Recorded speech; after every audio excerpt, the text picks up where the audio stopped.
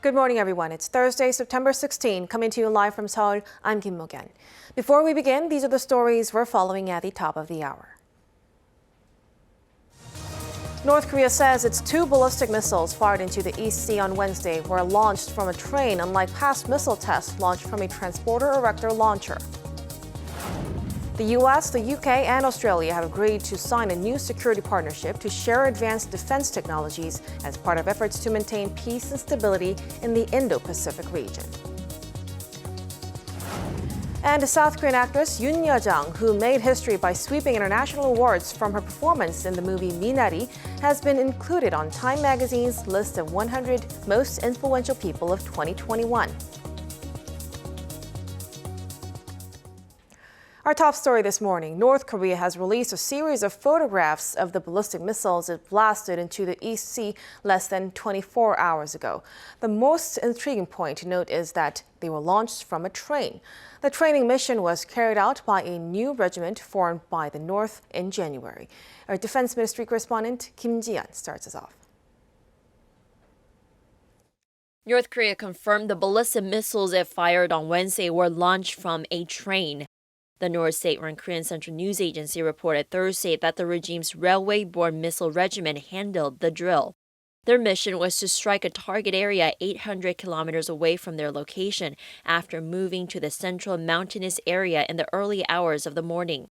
It reported that a member of the Presidium of the Politburo of the ruling Workers' Party, Park Jung-chun, was in charge of the regiment's training and personally oversaw the launch. North Korean leader Kim Jong-un wasn't there. As part of North Korea's comprehensive 5-year weapons and science development program, the railway-borne missile regiment was established after it was first mentioned at the 8th ruling Workers' Party Congress in January.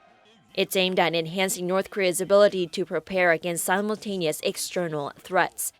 The report said it was the first time the railway-borne missile system was used for combat training to confirm its practical use. Via photos released by the North, the missiles are confirmed to be a modified version of the KN-23 Iskander-class ballistic missile that was fired on March 25th. Such Iskander-class ballistic missiles are harder to intercept than other missiles due to their so-called pull-up maneuver, the ability to shoot upwards dramatically during the final stages of descent, making it harder to predict their flight trajectory. South Korea's Joint Chiefs of Staff said the missiles were fired at 12:34 and 12:39 p.m. Korea time from Yangdo, Pyeongan-namdo province. The missiles flew around 800 kilometers, reaching an altitude of some 60 kilometers. They were fired just 2 days after North Korea reported its launching of long-range cruise missiles into the East Sea.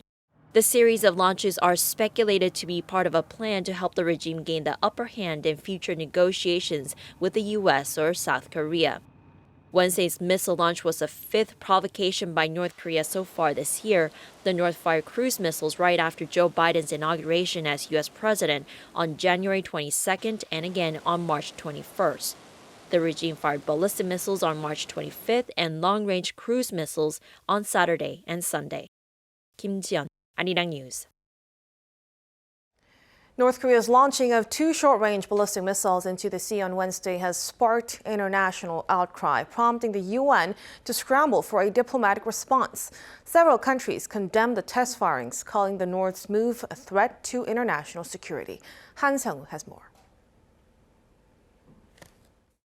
The United Nations Security Council has decided to hold an emergency meeting Wednesday on the situation on the Korean peninsula, where both South and North Korea have recently carried out ballistic missile tests. A diplomatic source told AFP that the meeting was requested by France and Estonia and will be held informally behind closed doors. This comes after the UN expressed deep concern over the latest missile launches by North Korea.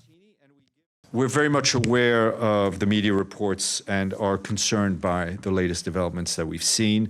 As we've said before, diplomatic engagement remains the only pathway to sustainable peace and complete verifiable denuclearization of the Korean peninsula. According to South Korea's Joint Chiefs of Staff, the isolated regime fired 2 short-range ballistic missiles into the East Sea on Wednesday local time after testing a new cruise missile over the weekend. The United States has condemned the launch, calling the act a violation of Security Council resolutions that poses a threat to its neighbors and the international community. A State Department official said, however, the country remains committed to dialogue with the North. We have no hostile intent towards the DPRK. We've been very clear about that. What we seek to do is to reduce the threat to the United States, to our allies in the region, and that includes the ROK and Japan. And we think we can do that through diplomacy. Japanese Prime Minister Yoshihide Suga, meanwhile, has denounced the launch as, quote, simply outrageous and a threat to the peace and security of the region. 한성우, Arirang News. With inter-Korean tensions on the rise, the North Korean leader's sister, Youn Yajang, has warned of a complete destruction of inter-Korean ties if South Korea's president continues to, quote, slander the regime. Our Kim Hyo-sun has the story. North Korea has slammed President Moon Jae-in, who described the regime's missile tests as provocations, threatening of a, quote, complete destruction of relations between the two Koreas. In a statement released by the North State media late Wednesday, Youn Yuh-jung, the sister of North Korean leader Kim Jong-un, said that if the president joins in slandering the regime, there will be counteractions, which will ultimately lead to the complete destruction of inter-Korean ties. She also expressed regret over President Moon using the word provocation, a word she said that reporters use thoughtlessly. She explained the regime's launches are normal self-defense rather than provocations. Kim elaborated that the regime is currently focused on the key tasks of its 5-year plan on defense science and weapon systems development.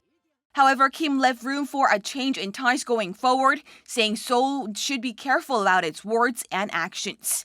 It's unusual for Pyongyang to fire missiles when China, its biggest ally, is carrying out diplomatic engagement, as Chinese Foreign Minister Wang Yi has been in Seoul with his South Korean counterpart to discuss North Korea and other issues. It's also unusual for the regime to specifically mention President Moon's name, as previous criticisms against Moon have described him instead as, quote, South Korean authorities. Kim Hyo-sun, Arirang News. The United States, the UK, and Australia have formed a trilateral partnership dubbed AUKUS in a move to strengthen security in the Indo-Pacific region. Under the new pact, the three countries will work to boost capabilities in artificial intelligence and underwater systems. Sources say the latest move could be an effort to counter China's growing presence. Our Choi Min-jung reports. The US, the UK, and Australia have agreed to sign a new security pact to share advanced defense technologies. Speaking at a virtual meeting on Wednesday, US President Joe Biden announced that the new partnership is being launched with the UK and Australia as part of efforts to maintain peace and stability in the Indo-Pacific region. Today, we're taking another historic step to deepen and formalize cooperation among all three of our nations, because we all recognize the imperative of ensuring peace and stability in the Indo-Pacific over the long term. The future of the Indo-Pacific will impact all our futures. A partnership that seeks to engage, not to exclude, to contribute, not take, and to enable and empower, not to control or coerce. Under the new pact, the US and the UK will help Australia acquire nuclear submarine capability over the next 18 months. We're opening a new chapter in our friendship, and the first task of this partnership will be to help Australia acquire a fleet of nuclear-powered submarines, emphasising, of course, that the submarines in question will be powered by nuclear reactors, not armed with nuclear weapons. They'll also share information in areas including AI, long-range strike capabilities, and underwater systems. Although U.S. officials have emphasized that the trilateral partnership is not aimed at a particular country, watchers say the move is likely a bit to counter China's growing military and tech presence. The move also comes in line with the Biden administration's push to unite allies against Beijing, as tensions between the two countries have escalated over issues on human rights, territory, and COVID-19. Choi Min-jung, Arirang News.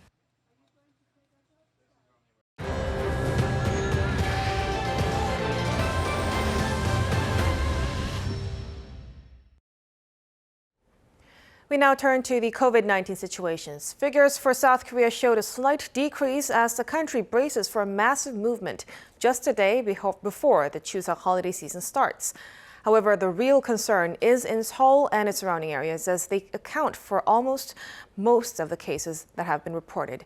For more, our Kim Do-yeon is at the news center. Do-yeon, tell us more about the situation today. Well, again, South Korea's COVID-19 daily caseload for Thursday stands at 1,943, of which all but 22 were locally transmitted. Authorities had hoped to keep the number down as much as possible ahead of the holiday season, as you said, and it did show a slight drop. This is a dip of 137 cases from 24 hours before, and it's down 106 compared to the same period last week. One thing to note is that while the nationwide number went down, Seoul City's number went up, with 717 of the local cases reported, which is 56 more cases than last week, showing the spread is becoming more pronounced in the capital. As you mentioned, a massive movement is expected to get underway starting Friday as the 5-day weekend kicks off, and much of the travel will be from Seoul to the rest of the country. This has raised concerns with many experts who worry that the situation will only get worse after the holiday. Pfizer is pressing the FDA to approve a third dose of its COVID-19 vaccine, saying immunity wanes by 6% every 2 months after being fully vaccinated, adding that a booster is needed after 6 months. This comes just 2 days after leading scientists writing in the medical journal The Lancet said booster shots are not needed for the general public, and just 2 days before the FDA will debate the matter. Pfizer's statement was included in documents posted on the FDA's website. Pfizer also says evidence was clear in real-life data from Israel, where the booster shot restored the public's immunity level up to 95%. For the first time in 2 months, the number of global newly confirmed COVID-19 cases dropped. According to a WHO report, from September 6th to 13th, there were less than 4 million cases reported worldwide, with a 13% drop from the week before. The organization said that considering that for the past 2 months there were around 4.4 million cases reported, this is a significant decrease. The number of deaths also decreased to around 62,000. Around a quarter of the cases came from the US, as the country has been severely hit by the Delta variant.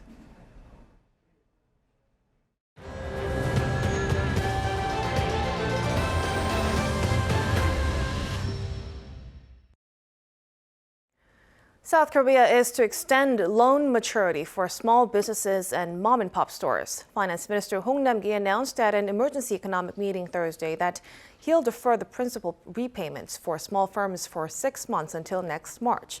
The government plans to support borrowers by coming up with a long-term repayment plan. The ministry also said it would expand its cashback scheme for credit card payments so that consumers can also get cashback for online purchases. The system gives consumers up to 100,000 won, or about $85 cashback per month if they spend at least 3% more on their credit cards than their average monthly consumption in the second half of last year. Shares in Kakao and Naver have been tumbling ever since local regulators revealed plans to run a fine-tooth comb through their business practices.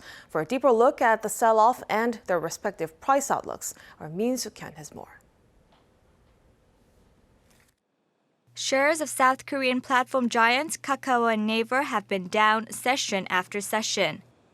In the past 6 trading days, Kakao stock has fallen 20.5%, while Naver stock is off by 9.9%.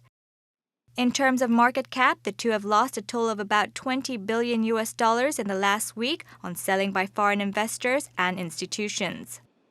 The sell-off came after the country announced plans to more tightly regulate the sale of financial products online. Last Tuesday, the country's financial regulators made it clear that fintech platforms like Kakao Pay and Naver Financial recommending financial products goes against the Financial Consumer Protection Act, which took effect in March. This is because, under the new rule, using online platforms to recommend financial products like mutual funds and insurance is considered a brokerage activity and not just a form of advertisement.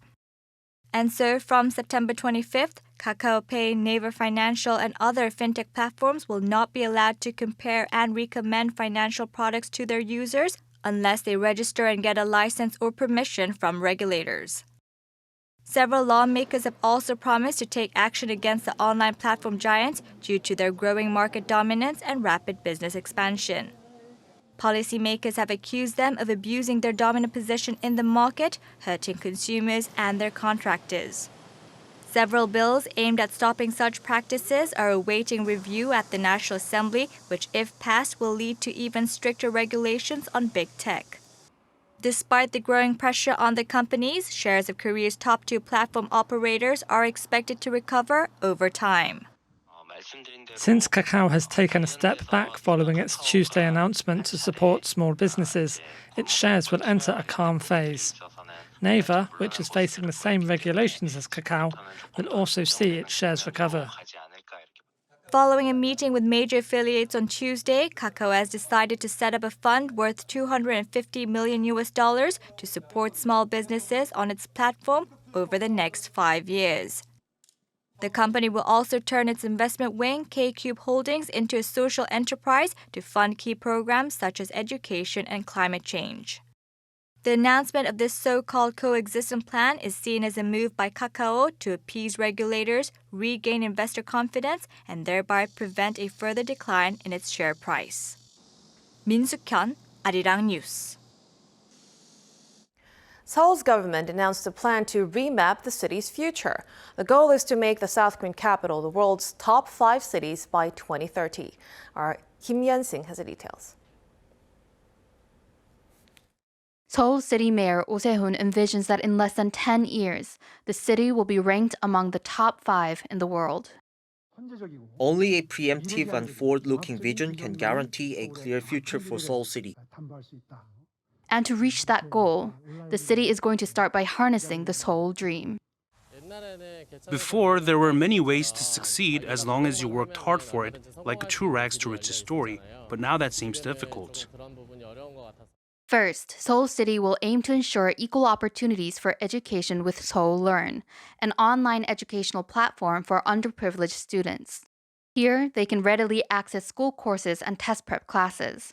The city will also widen employment and startups for not only young people, but also for those over 50 by ramping up mentoring services, building employment schools, and loosening business regulations. The plan also looks to turn Yeouido Island into Asia's financial hub and attract some 250 overseas finance firms.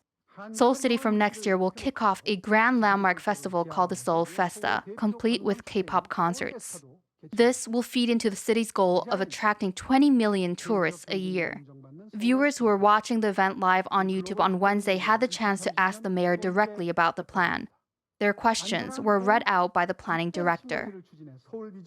Do you have a specific plan on how to secure the large budget needed for this plan? Property taxes have doubled over the past 3 years due to the rise in real estate prices. So if we take the natural increase in tax revenue and restructure some expenditures, we can actualize this plan with a manageable budget. Seoul also plans to foster the K-beauty industry with the aim of leading the world's cosmetic trends, and it is looking at incorporating cutting-edge AI to improve healthcare and security systems. Kim Yeon-sung, Arirang News. South Korean actress Yoon Yajang, who made history by sweeping the international award circuit with her dazzling performance in the movie Minari, has been included on Time magazine's list of the most influential people of 2021. The annual list of 100 people deemed to have the most influence was released on Wednesday, as chosen by the magazine's editors. Yoon said her inclusion was an honor, adding she always hoped to be a positive influence.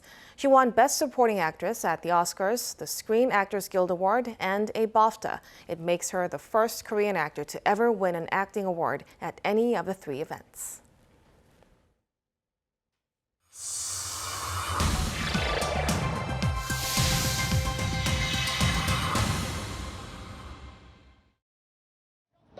Let's take a look at what's going on in the world now. We start off in Hong Kong, where 9 Hong Kong pro-democracy activists on Wednesday were sentenced to 6 to 10 months in prison for their role in an unauthorized assembly at last year's vigil for the victims of China's 1989 Tiananmen Square crackdown on protesters. 3 other activists received suspended sentences, as all 12, including former lawmaker Eddie Chu and Figo Chen, a former leader of the Civil Human Rights Front known for organizing mass pro-democracy rallies, pleaded guilty to their charges. According to one activist, such actions will become the new norm. The new normal now emerging is that pro-democracy activists continue to be prosecuted after being arrested, have new charges added for them, and their past behaviors raked up. I think the government continues to suppress our basic human rights and suppress different groups, such as our League of Social Democrats. While the last 2 Tiananmen vigils were banned by police due to COVID-19 restrictions on public gatherings, the ban is also seen by many activists as an attempt to shut down any display of defiance to Beijing. However, despite the ban, thousands turned to lighting candles across the city last year, while smaller crowds did the same in 2021. Over in the U.S., gymnasts who suffered abuse at the hands of disgraced former team doctor Larry Nassar testified before the Senate on Wednesday. Among those to speak was Simone Biles, who blamed the system that enabled abuse to happen. To be clear, I blame Larry Nassar, and I also blame an entire system that enabled and perpetrated his abuse. In the highly emotional testimony, the 4 women told the Senate Judiciary Committee that they had suffered and continue to suffer from the abuse they experienced, as well as from the mishandling of the case. Michaela Maroney, who won gold at the 2012 London Games, described the experience of being interviewed by the FBI as replete with silence and disgrace for her trauma, adding that the FBI chose to fabricate and lie about what she said to protect a serial child molester. The 4 were among more than 150 women who gave statements against Larry Nassar's abuse in a 2018 case where the former team doctor was accused of sexual abuse against more than 330 women and girls. Nassar was sentenced up to 175 years after pleading guilty to 7 counts of criminal sexual conduct. And finally, over to Pakistan, where players from Afghanistan's female youth football teams arrived on Wednesday, ahead of seeking political asylum in a third country amid concerns over the status of female athletes under the new Taliban government. Some 81 Afghans, including players of several youth teams, as well as their coaches and family members, reached Pakistan through the Torkham border crossing. The escape was made possible by the Football for Peace International Organization. 34 others will arrive on Thursday, as they will stay in Pakistan under tight security before applying for asylum in third countries. Lee Seung-jae, Arirang News.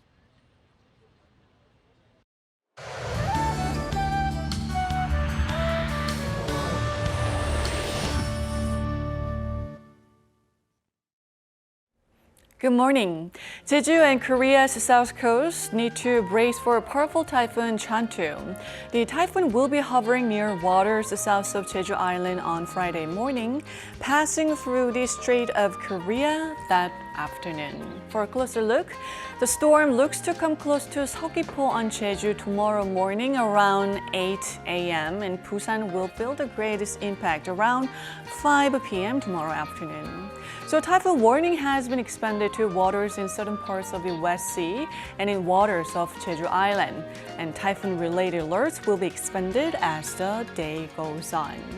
And the further south you are, the more rainfall you're going to receive along with violent winds. The storm could dump more than 300 millimeters of torrential rain, but north-central regions will not be affected by typhoon. And the afternoon high in the capital and Chuncheon will be similar to yesterday, going up to 28 degrees under sunny skies, and weather conditions will improve just in time for the start of the Chuseok holiday for all. That's Korea for you, and here's a look at the weather conditions around the world.